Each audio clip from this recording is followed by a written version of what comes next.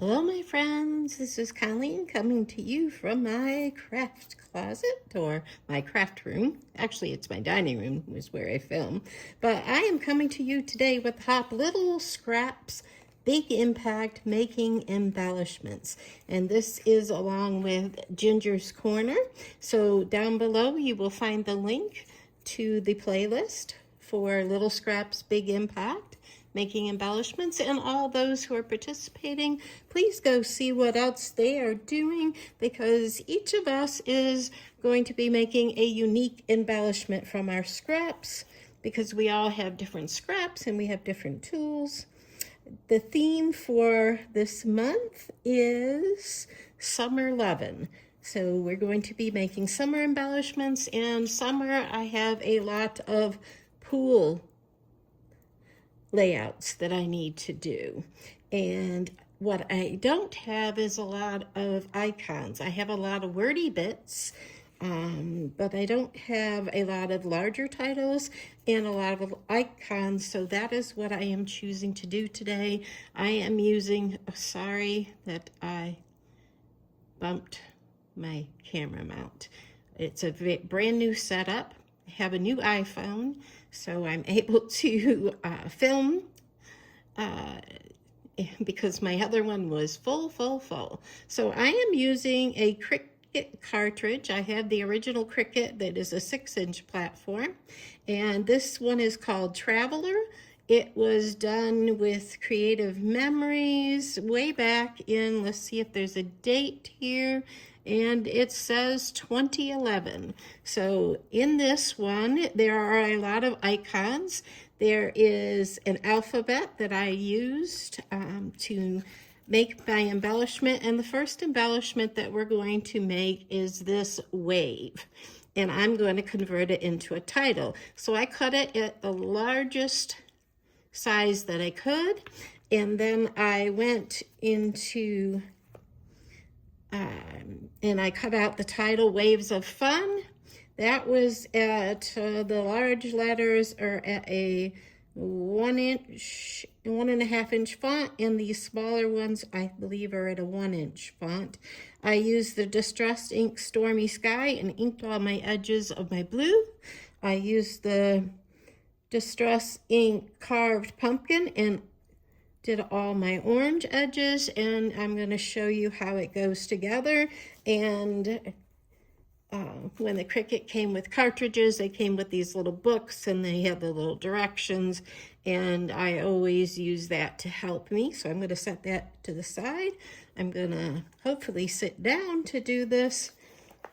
I had an injection in my knee yesterday, and the injection was, and hopefully I don't get my head in the video, that would not be good in the end, and then make the video mount go crazy moving.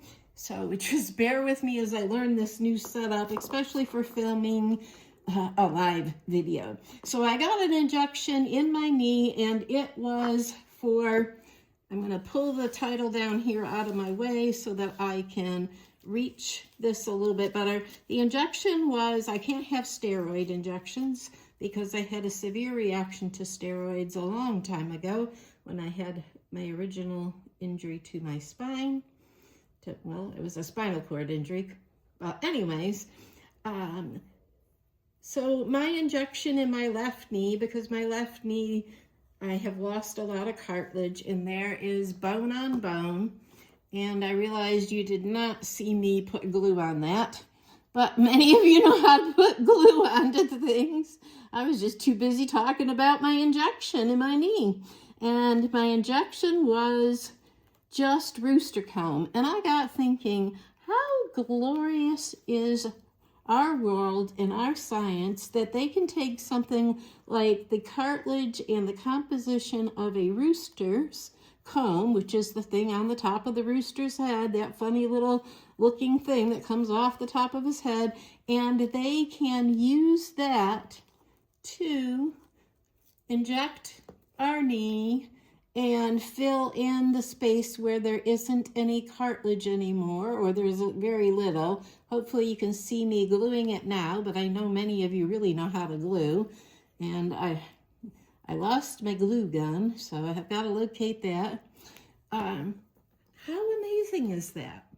I mean, what a wonderful gift of medicine the Lord has really given us, you know, where we can take something like that and give us relief for, they say I can come back in 6 months and get another injection in that knee. But how amazing is that? And I'm sorry if I bumped that camera. Like I said, I am really, really getting used to this. And I usually go ahead and put these on with my fingers. And did I do this backwards?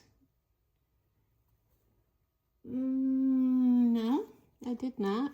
Just checking to make sure I had the right one in the right location. And so the other thing, see, I used to teach anatomy and physiology, so all these things really fascinate me. The other thing, I'm going to turn this so you can kind of, and I know my fingers are in the way, but mainly it's just to show you, you know, the different things and different ways to make embellishments or titles for your craft, your layouts. And of course, this one is giving me a little bit of fun. Probably just need a little bit more glue on her. And the original, a lot of people take a supplement called chondroitin glucosamine, and that is a component of cartilage. It's just a fancy scientific name for a component of cartilage. And where we originally started getting that from was shark cartilage. So my sister liked to pick on me and tease me, and she's telling me, oh my goodness, you are a part shark and part rooster. So that's rather funny. And so anyways, so there's a little bit of scientific knowledge for you why I put my wave together, and then I cut my title to fit perfectly. So it says, and it's on the wave, waves. And I'm going to glue it on off camera because I'm certain that many of you really do know how to glue. It's going to say waves of fun. And so I will pause, and it'll take me a few minutes, but I will be right back for you. And I'm going to adjust the spacing of that too. I'll be right back for you, and you will see this first embellishment completed. Okay, so I am coming back to you, and the next embellishment we're going to make is these small waves. And with this one, you cut out, I have the darker blue, you cut out, it's like 5 pieces, maybe 6, and then the lighter blue, the 2 pieces, and I layered them on top of each other. All of them are inked with this Distress Ink Stormy Sky, and I am going to hopefully not bump my camera, get my head in the camera, and kind of show you how I went about doing this embellishment. And basically, I just am going to, there we go. That would help if I had that in the right direction. I'm just going to go ahead and put some glue on. And basically with these, if you cut the background, you have a very thin outline of the lighter blue dot, okay? And I go ahead and glue on all my blue pieces. Let's see, glue on all my blue pieces first, and I do these 2 because that helps me, I found, when I put the first one together, to get the placement of where I need these to be. And I am sitting a lot farther back than I normally sit. I hope this doesn't have repercussions on my spine, but I can ask you, what is your favorite summer activity? And do you have a memory, a pool memory or a beach memory? I can tell you that when I returned to New York in 1998, okay, because I went to college, got my master's and master's down in Louisiana at LSU, and I got my doctorate at the University of Georgia, and then I taught in Georgia and Tennessee for quite a few years. So in 1998, I moved back to New York right after a spine surgery, and got a new job teaching up here at a local college. And my mom, I lived with her for quite a while because we were not sure. So see, I glued all the blue ones down and left about the same amount of space. It doesn't have to be perfect. I'm not looking for perfection. I'm just looking for some embellishments for my pool layouts. And I double stack these just to give it a little bit more dimension. I mean, it cuts all of them, so I figured that gives it a little bit more dimension. And so I moved back and lived with my mom probably for 6 or 7 years, and she had an in-ground swimming pool, and all the nieces and nephews would come every other Saturday because that's when my mom was off from her job as a nurse, and they would come in the summertime and I would teach them how to swim. And I always thought my mom didn't go in the deep end and teach them how to swim in the deep end because she didn't want to get her hair wet. But actually, it was because she never learned how to swim. So she wanted to make sure her grandchildren knew how to swim. And so here you see I have waves, and I made several of these to put on any of my pool or water layouts. And so then the next one I'm going to show you how I made is, we'll put the waves aside, and here are 3 beach balls that I cut out from the same program, and I'm just going to show you how I did those. So the beach balls are very, very easy. I'm just going to push those up there, and you can see that we only need to glue one together. I cut out the back portion and I inked it in the middle portion in carved pumpkin, that distress ink that I've been using, and we're going to go ahead and put this together. And so I taught all of my nieces and nephews how to swim in the deep end of the pool, and they remember that. And they remember going to my mom's house every Saturday. And, you know, nieces and nephews, I don't know how many you had, but let me tell you, that pool was full, okay?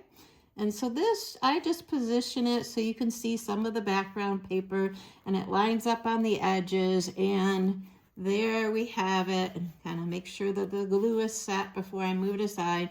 We have beach balls that I can use on any of my layouts. And I might go do some outlining on those. I didn't think about it until just now. Sorry about that, my friends, but that's kind of how today's going. Today is my husband's birthday, and so I wanted to get this video done so I can spend time with him because he really enjoys his birthday. This is a life-saving ring. I don't know what else to call that, and an umbrella. I'm not going to show you how to make the life-saving ring on film because it's pretty straightforward. It's a ring and it's 4 little lines. But I will go ahead and put the umbrella together and just kind of talk to you about water and growing up. Did you ever take professional swimming lessons? Or did a family member teach you how to swim? When I was growing up, we did not have a pool, but the Red Cross, I live in the Finger Lakes area, okay, in upstate New York. And so here I have the background part of the umbrella, and then it has 3 pieces. I inked all the edges just so that it would stand out a little better and give it a little bit more dimension, because right now these are very flat embellishments, but you can always put, I'm just getting the extra glue off because I don't like when the extra glue shows. So the Red Cross had swimming lessons in the lakes, in the Finger Lakes and Hugo Lake and Seneca Lake, and you could go for free, and they would, in the summer, they would send buses to pick up the children and take us to the lake for swimming lessons, and you were in groups of 10 or 12 with an instructor. But I did learn basics, you know, the doggy paddle and how to float, and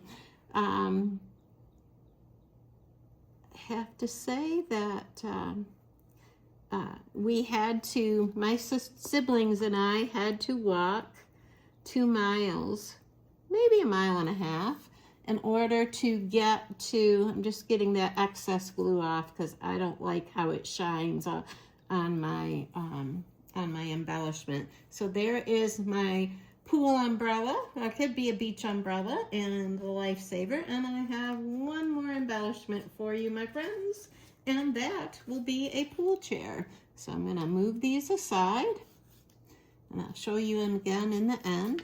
And this cuts from the same thing in 2 pieces. So this one's really easy. I inked this one in the carved pumpkin. So the swimming lessons, I took them 5 or 6 years, and so I learned a lot of basic swimming, and my siblings did, because my mom wanted to make sure that we knew how to swim, because she had never learned how to swim, and that was really nice. And so I'm grateful for that. So that's why I ask you, how did you learn how to swim? And can you swim, or can you just kind of float in the water? Well, some people don't float. Some people just sink. That's usually little kids because they don't have a lot of body fat. So there's one, and I did cut a second pool chair. That is, or a lounger. Some people may call them a lounger. So, you know, usually at a pool, you have a lot of these kind of lined up, and where you can put your towel, and you can lay in the sun. Now, I didn't do a lot of laying in the sun because I am very fair-skinned, and I don't tan. I burn, and I freckle. Yes, you can actually see the freckles coming out the more sun I've been in. So there is my lounge chair. And so I'm going to close up my glue so I don't forget. And I will show you the embellishments I have made in this hop, Summer Loving, with Ginger's Corners. So I made a lounge chair. I made a wave on camera. I made here, let's do it like this. You got an umbrella that can be for the pool or the beach. We've got a wave. We've got a beach ball. And I did a couple sizes of those, and I did the title, and I'm going to zoom it back out so you can actually see everything. Oh, I never zoomed in. Well, I hope you saw it. Oh my goodness. Well, if not, I'm going to have to refilm it. I'm going to have to double check on all that. Oh my, I guess I'm just not in conjunction with everything. So my friends, I hope that you see that you can take scraps of paper, and I took blue and orange because they are across from each other on the color wheel, and that's called complementary colors, and so they usually go well together. And because I'm not sure what layouts I'm going to put this on, I usually go with the complementary colors, or usually colors that I would normally use on that type of layout. And a lot of times I'll use blue, red, and yellow. because they are what we call triadic, and they always look good together. Or I will use blue and orange because they're across from each other on the color wheel, or you can use ones that are side by side, and those usually blend well together. And so today the embellishments I've made is my title, Waves of Fun. I made my little water splat, a beach ball, a pool lounger, and a pool umbrella or a beach umbrella. So I hope that inspires you to take your scraps, take your tools, whether it's dies or you have a Cricut or some other cutting machine, and make embellishments for your layouts. Okay, friends, I hope that you get time to be in your crafty room. Bye.